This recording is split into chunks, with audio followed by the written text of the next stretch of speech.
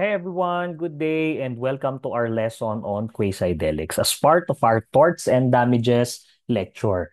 Okay, so for today, we will focus first on the first kind of tort, okay, which is quasi-delic or simply culpa achilliana. Okay, so first, let's try to define what is, okay, quasi-delic.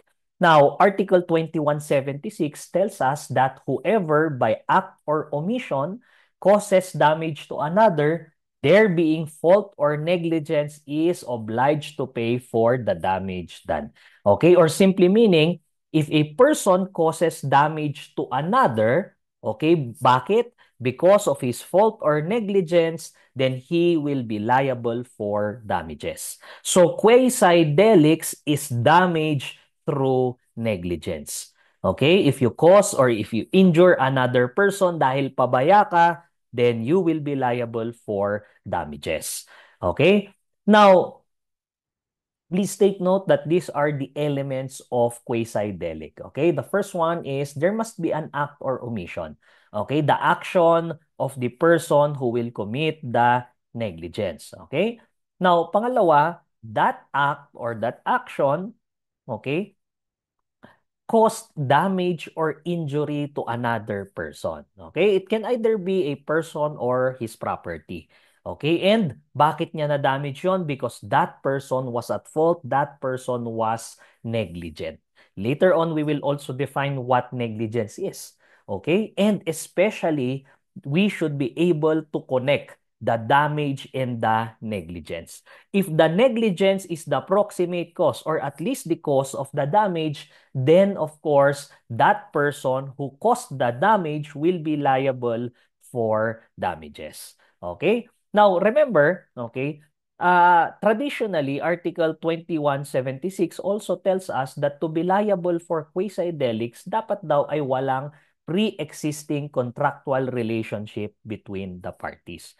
Okay? Although for requisite number 5, take a note, the Supreme Court in several cases, okay, like in Far East versus CA, actually held that the presence of a contractual relationship between the parties will not preclude, okay, the application of quasi-delics. So, in simple terms, hindi porket kayo ay may contractual relationships ay hindi na sila magiging liable for quasi-delics. Pwede pa rin. Okay? Now, I'll give you a scenario. Imagine, okay, Mr. A is riding a taxi. The driver is Mr. B.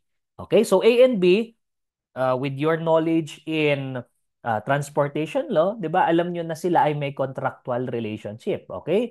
Meron kang passenger and of course driver, 'di ba? You have a contract of carriage. Now, let's say Mr. B was very negligent in driving the taxi. Okay? At nabangga yung taxi. So, does it mean Mr. A can no longer, okay, collect under quasi-delics against Mr. B kasi meron silang contract of carriage? The answer is no. Okay? The Supreme Court has consistently held, okay, na hindi porket meron kayong contractual relationship ay hindi na pwedeng maging liable under quasi-delic. Pwede pa rin. Okay? Especially if that contractual relationship is material to the negligence. Okay? As we will learn later on. Okay. So what's the difference between torts and culpa achilliana naman? Okay, torts is actually the much broader concept. Alam nyo naman, it's the more generic term that we use when a person, di ba, disregards the rights of another person. Okay, torts include quasi-delict.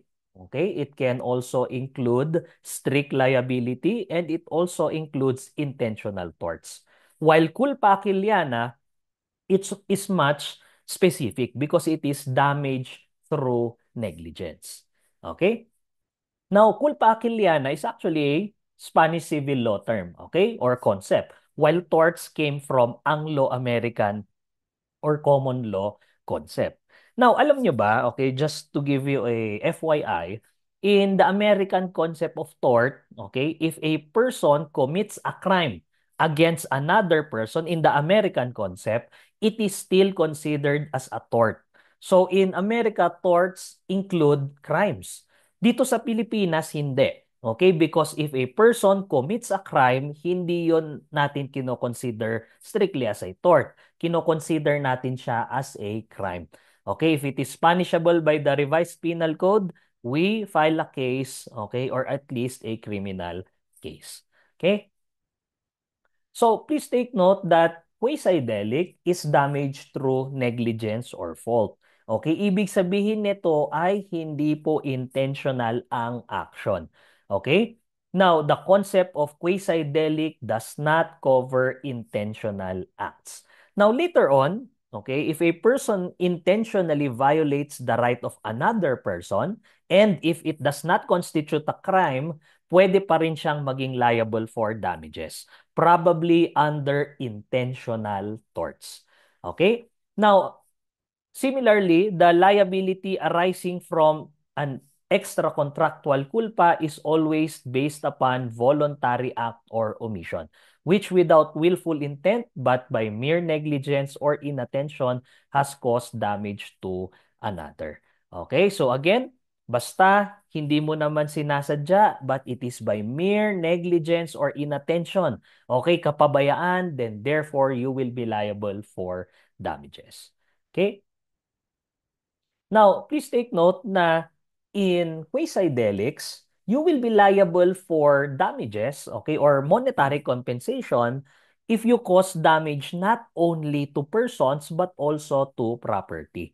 Okay, for example, Mr. A was driving very, very fast in a very, very foggy, okay, Marcos Highway in Baguio City. Okay, sa sobrang pagmamadali niya, nabangga niya ang isang kotse sa harapan niya. Okay? Of course, Mr. A will be liable for damages. Okay? Or simply, okay, because he caused damage to the property of the other person. Okay? How about culpa achilliana and crimes? What are the differences? Okay, remember, crimes affect public interest. Sa quasi-delict naman, it only affects private rights. 'Di ba? Kaya nga kapag may kinomit na krimen ang isang tao, we give punishment to deter others from committing the same. 'Di ba? Kasi nga, it affects the public. Now, crimes are punishable under the revised penal code, while quasi-delicts are covered by the civil code. Okay?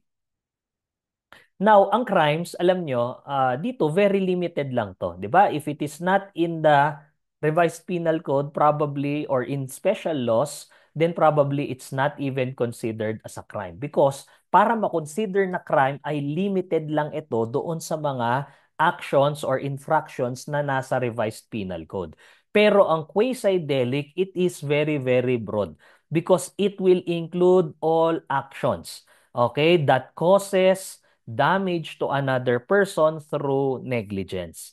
Every action which causes injury to another through negligence is considered as quasi-delict. Okay? So quasi-delict is much, much broader than crimes. Okay. So please take note that the fault or negligence under Article 2176, 'di ba? If you cause damage because you were very negligent, okay, is entirely separate and distinct from the civil liability arising from negligence under the revised penal code. 'Di ba? Kung kunwari, ang isang tao ay okay, nakapag-file ng or nakabangga ng isang tao, okay? Dahil sa kanyang kapabayaan at namatay ang taong yon. Reckless imprudence resulting to homicide. 'Di ba? That single act gave rise to criminal and civil liability. Okay, so question, let's say ayaw mo siyang kasuhan criminally. You only want to claim damage because he was negligent. Can you do so? The answer is yes. Because tandaan nyo, the responsibility for the fault or negligence is separate and distinct from whatever liability is there under the revised penal code. Okay, however, the thing is, if you already claimed damages from one, you cannot claim damages from the other because, of course, the plaintiff cannot recover damages twice for the same act or omission of the defendant. Okay?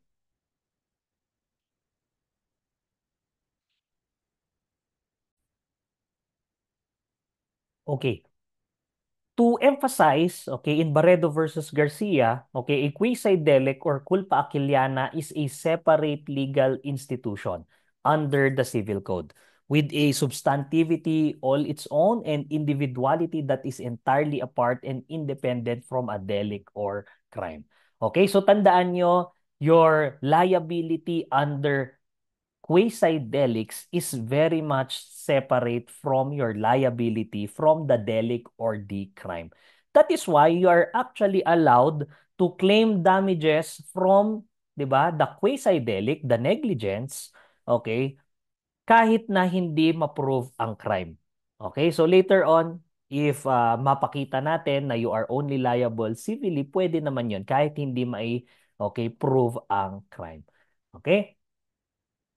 Now, an act or omission causing damage to another may give rise to two separate civil liabilities on the part of the offender.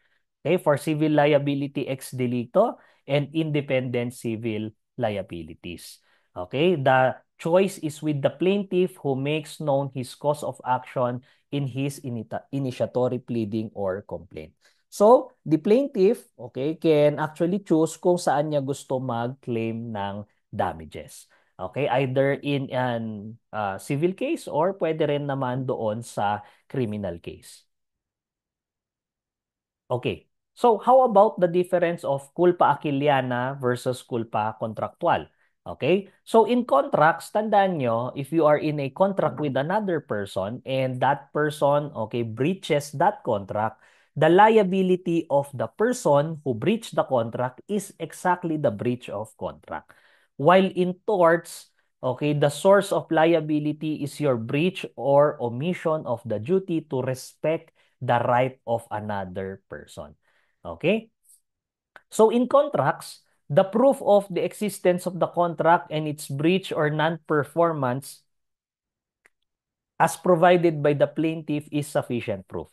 Okay? So kung may contractual relationship kayo ng dalawang tao, all you have to prove is that okay, a person or a party to that contract was not able to fulfill their role in the contract or fulfill their obligation, therefore making them liable for okay, breach of contract. Okay, in torts or in culpa aquiliana rather, okay, please take note that the burden up is upon the plaintiff to prove negligence. If you are claiming for damages, okay, due to negligence, then it will be the plaintiff who has the burden of proof to show that the other person was negligent. Sa contracts, hindi mo na kailangang ipakita yon. Basta hindi nasunod yung contract, liable na for damages under breach of contract. Okay?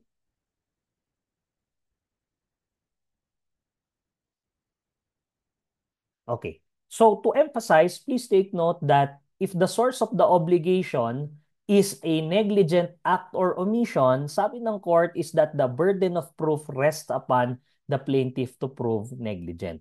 Okay? So for example, A and B, 'di ba? A was driving his car very very recklessly, nabangga niya yung isang sasakyan.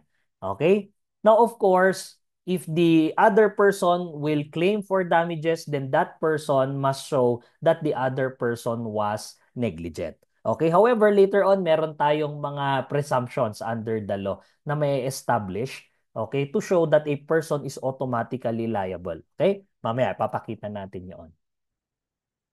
Okay. Now, of course, as you know, in quasi-delict, the basis of the liability of the other person is the negligence.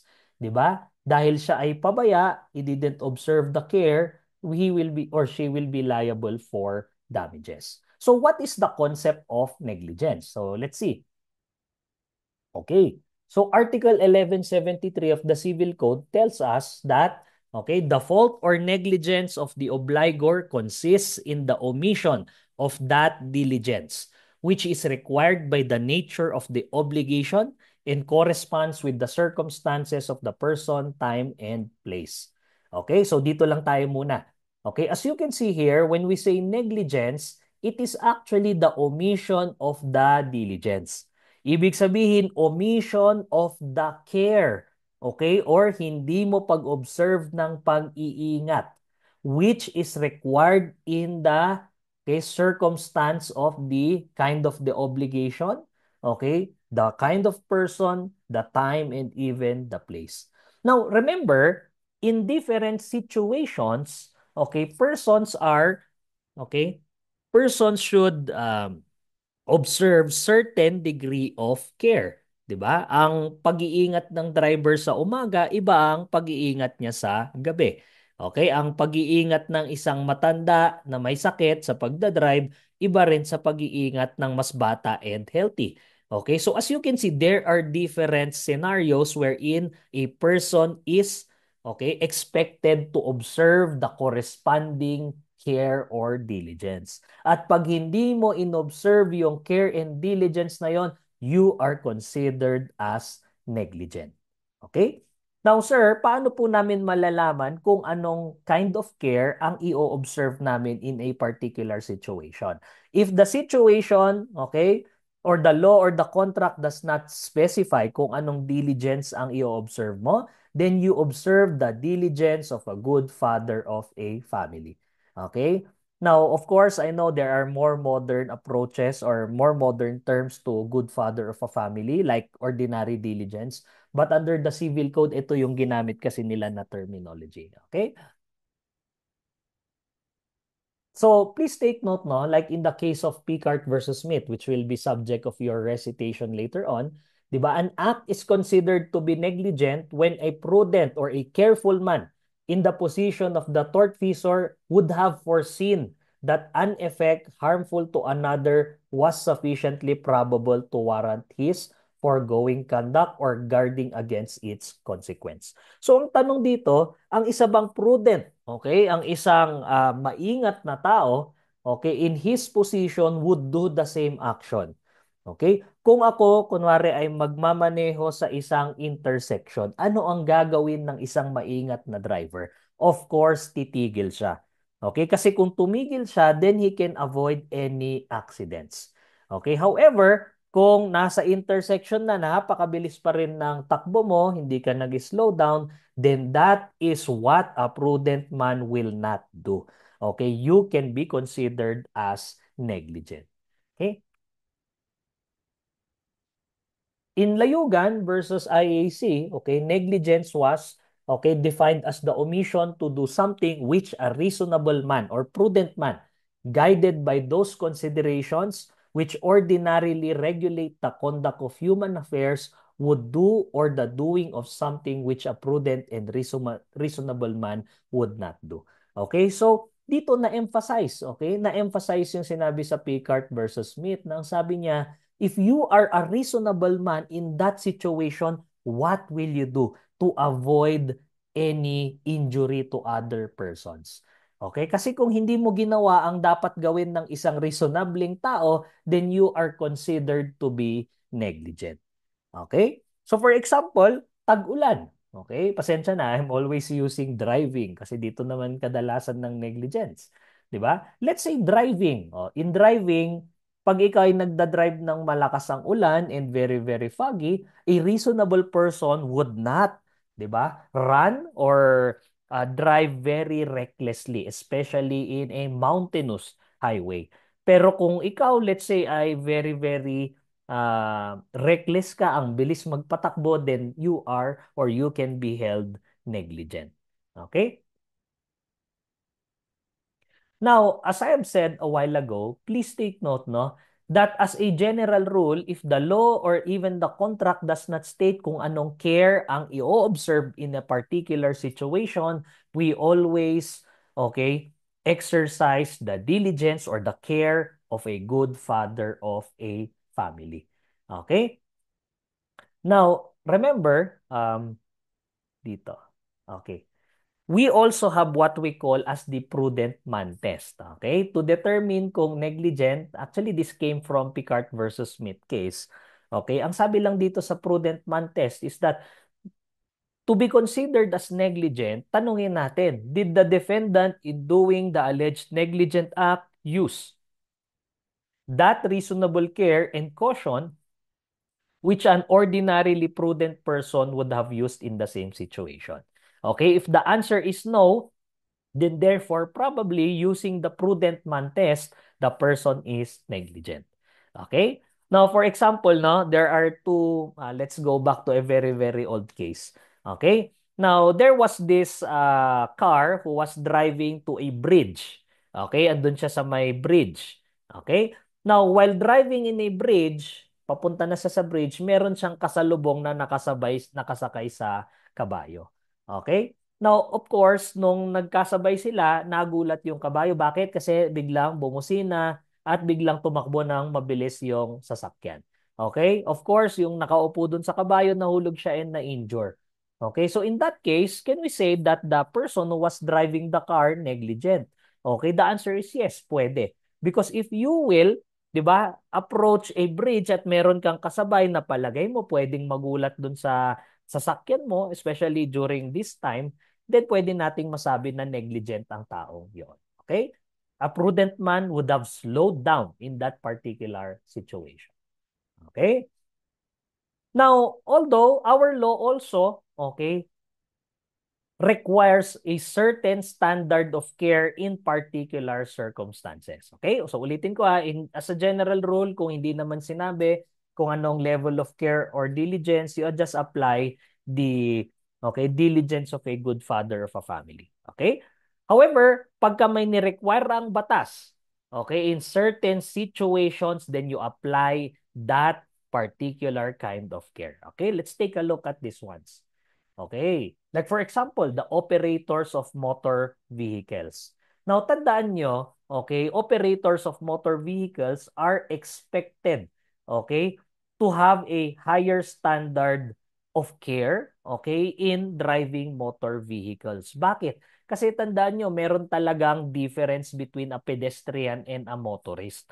Ang pedestrian, napakababa ng chance niyang may magawang damage doon sa sakyan, 'di ba? But the car, the vehicle has more chances of injuring a, 'di ba, pedestrian.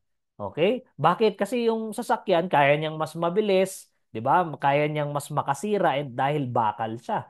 'Di ba? That is why the operators of motor vehicles like drivers, okay, have a higher standard in his duty of care. Okay? Of course, banks, mga kaibigan. As you would know, banks are imbued with public interest. 'Di ba? Hindi pwedeng pabaya ang mga bangko, kaya nga katakot-takot na requirements ang hinihingi sa atin when we actually open bank accounts, if we deal with banks, napakataas ng kanilang requirements. Okay? Why? Because the law imposes on banks high standards in view of the fiduciary nature of banking. Okay? Now, please take note that the state recognizes the fiduciary nature of banking that requires high standards of integrity and performance. Okay? Now, tandaan nyo, banks are required to assume a degree of diligence higher than that of a good father of a family. Okay? Mas maingat pa. Bakit? Dahil banks are imbued with public policy. Okay? Now, the fiduciary nature of banking requires that banks assume a degree higher than the good father of a family. Okay? Experts also. Okay, tandaan nyo, those who undertake any work calling for special skills are required not only to exercise reasonable care or simply ordinary diligence, but also possess a standard minimum of special knowledge and ability. So if a person is considered as an expert, like for example, yung ating mga engineer, pag ikaw ay nangontrata ng flood control project, then there is a presumption that you are an expert. Hindi pwedeng, okay, basta ay ordinary diligence ka. Dapat ikaw rin ay merong standard minimum of special knowledge and ability. At least licensed ka dapat. In all employments where peculiar skill is requisite, one who offers his services is understood as holding himself out to the public as possessing the degree of skill commonly possessed by others in the same employment. Okay? So experts are required, okay, to have a certain set of skills to be, 'di ba? To be qualified for that particular position. Okay? Kung wala ka naman pala nung skills na 'yon, At later on, dahil wala kang skills, nakakos ka ng damage, you can be liable for damages. Okay?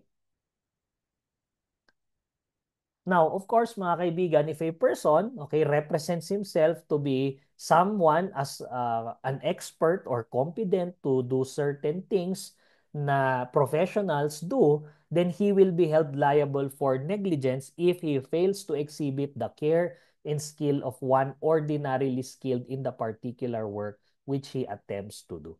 So kung merong isang engineer, ang expectation natin, pag nagtayo siya ng bridge dyan, hindi yan babagsak basta-basta.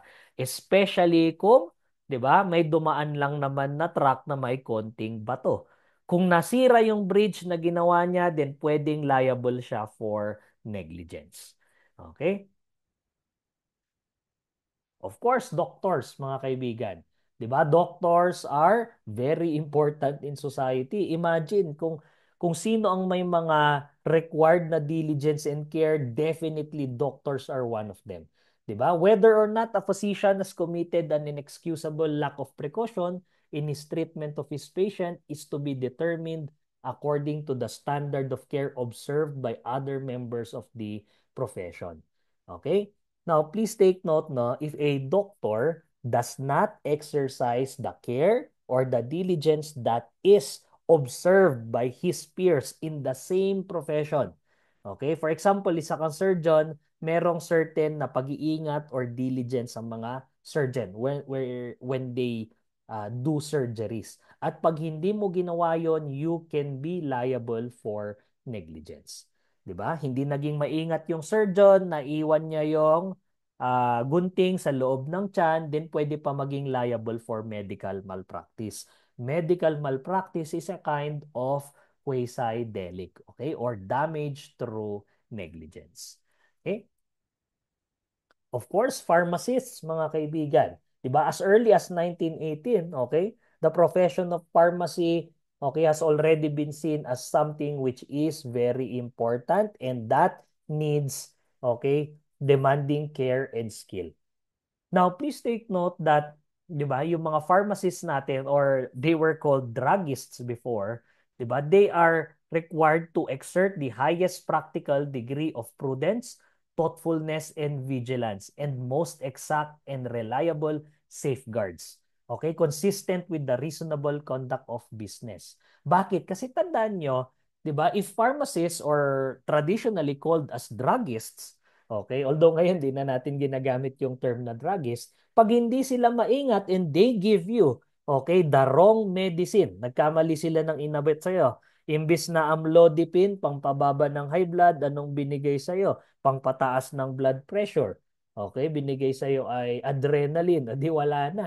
Okay, it can, okay, put human lives in danger. That is why pharmacists are required to exercise the highest degree, okay, of prudence, thoughtfulness, and even vigilance when giving out medicines. Okay? Kung kayo ay mga merong weapons, di ba? You are a possessor of extremely dangerous instrumentalities. Meron kayong hawak na mga barel, 'di ba? Yung mga barel, normally mga weapons naman nito. Okay, then you are required to observe a higher degree of care. Okay, not only ordinary diligence but a higher degree of care. Okay, why? Please take note. Okay, the weapons or the dangerous instrumentalities that you have, okay, can cause damage to other persons.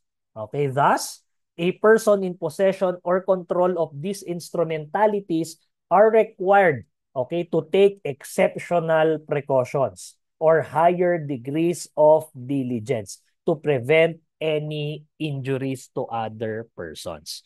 Okay? Now, tandaan nyo, hindi, pag ang isang tao may barel, hindi lang siya parang ordinaryong tao na, di ba, walang risk na may mabaril siya. Siya meron eh. Okay? Kaya kailangan hindi niya lang iiwan nakakalat ang isang barel sa lamesa. Kasi pag pinaglaruan ng bata yon, then that would cause, okay, the injury or it would cause injury not only to the child or even to other persons. That is why they are required to exercise a higher degree of care. Okay, children.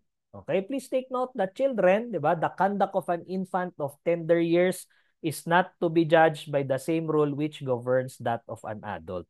Okay, so tandaan nyo kapag bata ang nakakos ng damage to another person, we don't judge them with the same standards of that of an adult. So kung ang adult expected na dapat alam niyang, okay, wag laruin ang isang barel, tandaan nyo ang children hindi. Okay, the care and caution required of a child is according to his maturity and capacity only. And this is to be determined in each case by the circumstances of the case. So, case-to-case basis para mapatunayan natin kung negligent ang isang bata. Okay? How about insane persons? Okay, sir, akala ko ba hindi liable ang insane persons? Now, insanity can be used as a defense. Tama naman yun eh. Okay? It can be used as a defense. However, please take note that if an insane person causes damage to another, 'di ba? That insane person can still be liable, okay, for damages, particularly his properties. Okay? Pwedeng magamit ng property niya, okay, to pay for the damages caused by that insane person. Okay? Kasi tandaan nyo, insanity ba? Hindi naman sila pwedeng makulong basta-basta. So, ang pwedeng remedy natin kung civil ang habol natin sa kanila is of course to get their properties to satisfy the claim for damages. Okay. So, there are different presumptions in negligence. Okay. Now, these presumptions actually tells us that once a act or omission or a damage is caused to a person due to an act or omission, okay, in certain situations, merong mga presumption na nabubuo. Okay, we presume, okay, certain things in particular situations. Like for example, in motor vehicle mishaps.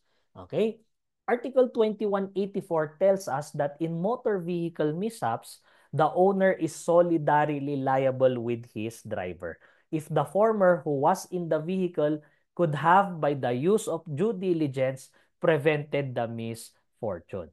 Okay? So tandaan nyo, mga kaibigan, kung nandoon, okay, ang owner ng vehicle, okay, at the time na nakakos sila ng damage to another person or naka-aksidente sila, then the owner is solidarily liable. Why? Because the owner is also presumed to be negligent. Especially if that owner is seen to be in a position na sana ay, 'di ba, pinigilan niya yung or napigilan niya yung accident. Okay? Now, when we say owner, please take note that we are referring to the registered owner. Okay? So for example, ganito, no? Let's say A has a car. Sa kanya yung kotse si A. A is the registered owner of a vehicle. Okay? Ngayon, nag-outing sila. So, pinadrive niya yung kapatid niya. Yung kapatid niya sobrang bilis mag-drive, si Mr. B, nakabangga sila, Mr. C. Okay? So, nabangga nila si Mr. C. As a registered owner of the vehicle, tandaan nyo, he will also be presumed to be negligent. Therefore, he will also be, okay, considered as liable. Okay.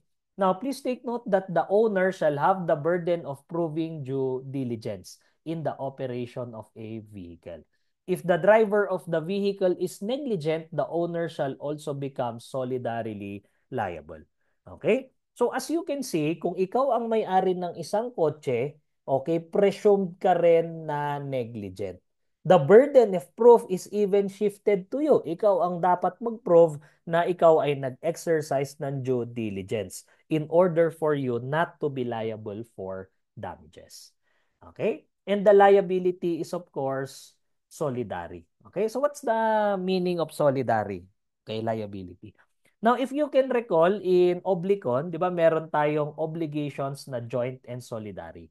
Pag ang dalawa, two or more people are jointly liable, they are liable proportionately. So kung may utang sila na 90,000, tigto 30,000 sila kung tatlo sila. In solidary liability, okay, the victim or the person who has been injured can claim from anybody. Okay, pwede siya mag-claim ng let's say 1 million ang claim niya. Pwede 1 million sa driver or pwede niya ring i-pursue 1 million doon sa registered owner. Why? Because each of the joint tortfeasors, okay, are considered as to be liable solidarily. Okay. Now, tandaan nyo, yung presumption natin that the owner is solidarily liable during motor vehicle accidents, okay, will arise, of course, if the owner was in the vehicle at that time. Okay, kung nandun siya and the owner could have, by the use of due diligence, prevented misfortune. Napakabilis nang tumatakbo nung pinsan mo. Hindi mo pa pinipigilan, okay? At dahil doon nakakos ng damage, then you will also be solidarily liable. Okay? Eh sir, paano po? Okay?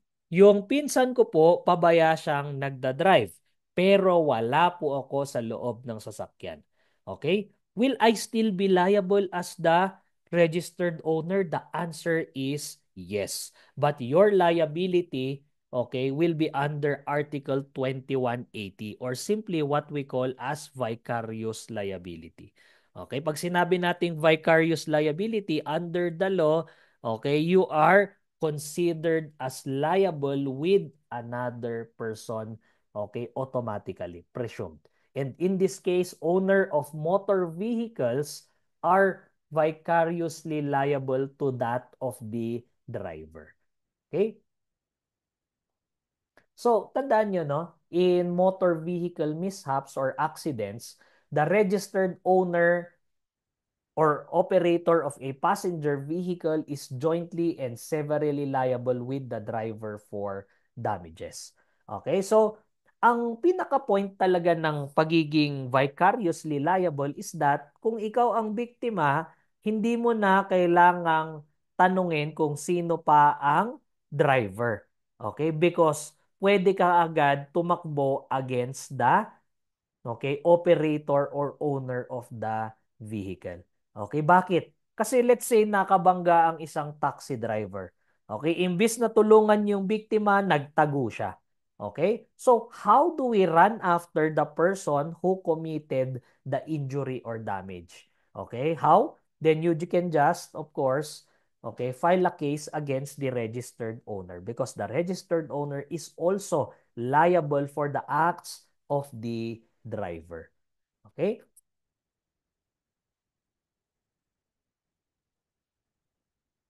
Okay.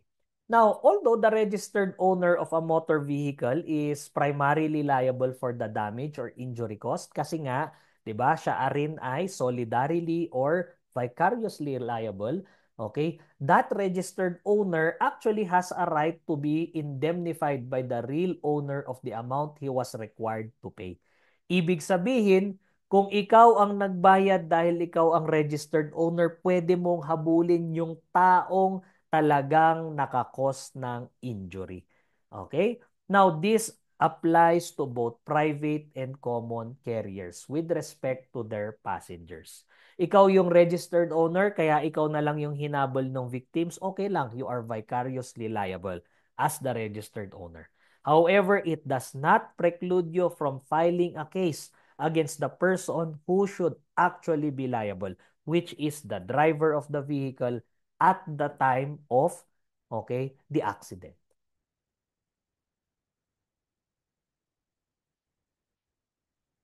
Okay. Now, tandaan nyo, no, na our law actually does not require a person to possess a certain measure of skill or proficiency in the mechanics of driving or in the observance of traffic rules before he may own a motor vehicle. 'Di ba? Actually, pwede kang bumili ng sasakyan. Okay, yung pagdadrive na lang ang problema. Okay? Kaya nga nagkakaroon na tayo ng presumption na kung sino ang may-ari ay automatically liable, whoever the person is driving. Okay. But how about, 'di ba? the owner of a vehicle wherein the vehicle was, okay, taken. So, imagine nyo to ha, nagpalinis ka ng sasakyan sa isang car washan. Iniwan mo doon yung sasakyan mo. Then after a while, yung mga car wash boys or car wash girls natin, drenave nila yung sasakyan mo. Okay? At sila pa ay nakabangga, 'di ba? Double whammy. So, will you be liable? Well, in Duavit versus CA, ang sabi ng court is that an owner of a vehicle cannot be held liable for an accident involving the said vehicle if the same was driven without his consent or knowledge and by a person not employed by him. Okay? The same is true, mga kaibigan, if your car gets stolen. Although, of course, ang pinakaunang gagawin talaga dyan normally ng mga pulis natin is ititrace nila sino ba yung registered owner ng vehicle. Okay? But nonetheless, you should not be liable, especially if you had nothing to do with that particular damage or injury. Okay. Now, in Chapman versus Underwood, di ba, the court held that the owner of a motor vehicle is not liable for the misfortune unless the negligent acts of the driver are continued for such a length of time as to give the owner a reasonable opportunity to observe them and to direct his driver to desist therefrom. Okay, now this is actually quite this is not really a very updated, okay, case. Bakit? Of course, this is a very, very old case, no? Kasi ngayon, kahit na hindi ka negligent, if you are the registered owner, we follow the registered owner rule. Okay? However, please take note, no? Now, as a rule, kung nakakos ang driver natin ng damage to another person, we as the registered owners are vicariously liable. 'Di ba? Tapos pwede nating habulin yung tao na naging negligent, which is the driver. However, please take note na kung dati pa ay pabayaan na yung driver natin na yon, okay? Alam na natin lagi siyang na-aksidente, but we do not do anything, okay, to that particular driver. Hindi natin siya inalis sa work, hindi natin siya pinagsabihan, hindi na binigyan ng memo. Then in that case, even if you are only vicariously liable, you can also be considered as negligent. Okay? You are negligent.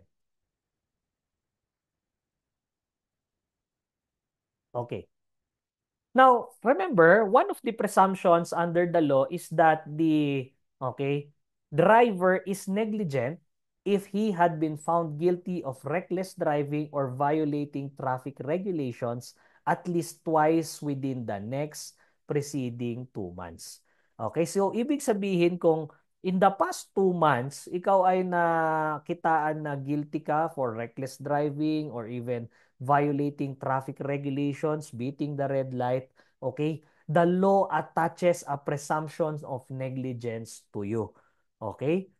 Ikaw ay automatically presumed as negligent. So ngayon, kung ikaw naman ay automatically presumed negligent dahil nga nag-cause ka, okay, ng reckless driving or you violated certain traffic regulations, then of course you must now prove that you are not negligent. The burden of proof is shifted to you. Okay?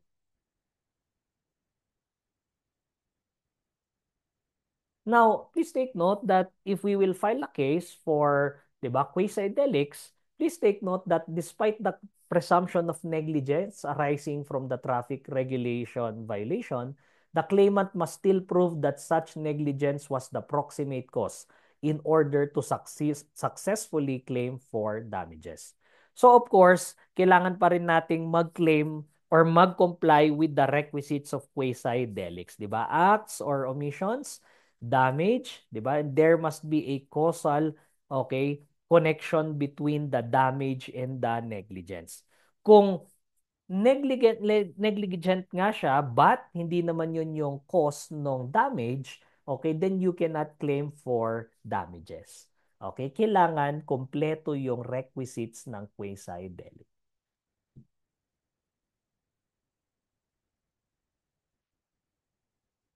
Okay, we can skip the other cases. Anyway, the other cases are for your recitation in class. Okay? Now, please take note that the driver's testimony is given greater weight over the passenger's testimony. Okay? This was a more recent case. Okay? So, for example, na-aksidente ang isang sasakyan. Okay? Tapos yung driver, sabi niya, ay teka, merong tumawid kasi ng bigla. Sabi naman ng passenger, ay hindi. Okay? Napakabilis niyang magpatakbo. May iwasan niya sana yung tumawid kung hindi siya mabilis tumakbo. So, to whom will the court give, okay, a heavier or greater weight to their testimony? It's actually the driver. Okay? Why? Because the testimony of the driver generally prevails as the driver is more focused on the road than the passenger. 'Di ba? As a driver, you are always looking forward. The passenger can look in any direction, can even look at his cell phone. That is why, okay, the driver's testimony is given much weight than the passenger. Okay. Ito mga kaibigan, para sa mga may sasakyan. Okay, very important principle. So tignan nyo to, in Travel and Tours Advisors versus Cruise, a very recent case, okay, it was stated that drivers of vehicles who bump the rear of another vehicle are presumed to be the cause of the accident unless contradicted by other evidence. So again, there is now a presumption. Pag ikaw ang nakabangga sa likod ng isang sasakyan, then you will be considered, okay, to be the negligent one. Ikaw ang may kasalanan ng aksidente. Bakit? Kung sino ang nasa likod, siya ang may kasalanan. Well, at least a presumption thereof. Kasi nga, when you are driving, you are expected to maintain, 'di ba, a space from the vehicle in front of you. 'Di ba? At least nga merong one or two vehicles bago yung nasa harap. Pero alam nyo naman dito sa Pilipinas, bumper to bumper tayo, especially kung traffic. So kung bumper to bumper, tas nabangga mo yung nasa harapan mo, then you are, 'di ba, presumed to be the cause of the accident. Now, the only thing is ngayon, kailangan mo namang i-prove na hindi ikaw ang negligent. Okay? Now, in cases of possession of dangerous weapons or substances, okay, tandaan nyo, there is prima facie presumption of negligence if the death or injury results from his possession of dangerous weapons or substances. So for example, mga kaibigan, tayo ay gun owner. Kunwari lang tayo ay gun owner. Tapos yung gun natin ay let's say biglang nakuha napunta sa possession ng isang bata. Akala nila peke, nilaro nila yung baril. Pumutok na baril yung bata. Okay? Are you presumed to be negligent kahit na you actually tried to keep the firearm? The answer is yes. Okay? Because the law builds a prima facie presumption of negligence. Okay? Kanina, di ba sabi natin, if you are the owner of a dangerous instrumentality or a weapon, you are required a higher standard of diligence. Okay? Now also, kung ito ay isang security guard, okay? Now, there was a news a few years ago, 'di ba, meron yung security guard naglalakad sa tabi niya isang babae, biglang sumabog yung baril niya. Okay, natamaan yung babae na ospital. Okay, will that security guard be liable for negligence or for damages due to negligence? The answer is yes, pwede. Okay, why? Because once you, 'di ba, injure another person and you were in a possession of a dangerous weapon, in that example, the shotgun, then you are presumed to be negligent. Okay? Eh sir, hindi naman niya po kinalabit, 'di ba? Yung guard na bangga niya lang yung lamesa niya, biglang sumabog kahit na. Okay, again, kailangan merong higher standard of diligence for owners or at least possessors of dangerous weapons. Okay, pati mga lason, 'di ba? Yung mga, for example, you have some chemicals na ginagamit for fertilizers, pangpatay rin ng mga insekto sa bukid. Alam nyo, highly toxic 'yun. Okay, so you are required to keep that away from children. And kung may nakakain yan na bata or even, 'di ba, napatay yung aso kasi nakain niya yon, then you are presumed to have been negligent. Okay. Of course, common carriers. Common carriers are expected, okay, to exercise extraordinary diligence. That is why in cases, okay, wherein a common carrier like yung mga public utilities natin, 'di ba? And or of course, the goods inside it are lost and destroyed, then they are of course considered or at least presumed to have been negligent unless okay the common carrier can prove extraordinary diligence. Okay? Especially yung mga public transport natin pag ang isang jeepney na aksidente at nag-cause ng damage sa kanyang mga pasahero, presumed agad na negligent siya. Ngayon, it is up to the jeepney driver to prove na siya ay nag-observe ng extraordinary diligence. Okay, question. Sir, paano po kung nakalagay sa ticket ng bus ay hindi sila liable, okay, for any injury to the goods or to passengers? Okay, sumakay po ako ng isang bus papunta sa Manila. Nung binigay po yung ticket sa akin, nakalagay doon, this bus company is not liable for injury, damage arising from this contact of carriage. Okay, pwede ba yon? Okay, the answer is no. Even if there is an agreement that limits the liability of the common carrier, the common carrier is still presumed to be negligent. Okay, in case of loss, deterioration, or destruction of the things or even the persons in their care. So kung sumakay kayo ng bus, naglagay kayo ng bagahe sa ilalim, pagdating nyo ng Baguio ay nawala or nasira yung baggage nyo, okay, kahit na merong disclaimer or may provision na limiting liability sa ticket, the common carrier is still liable. Okay? Now, bakit ganon?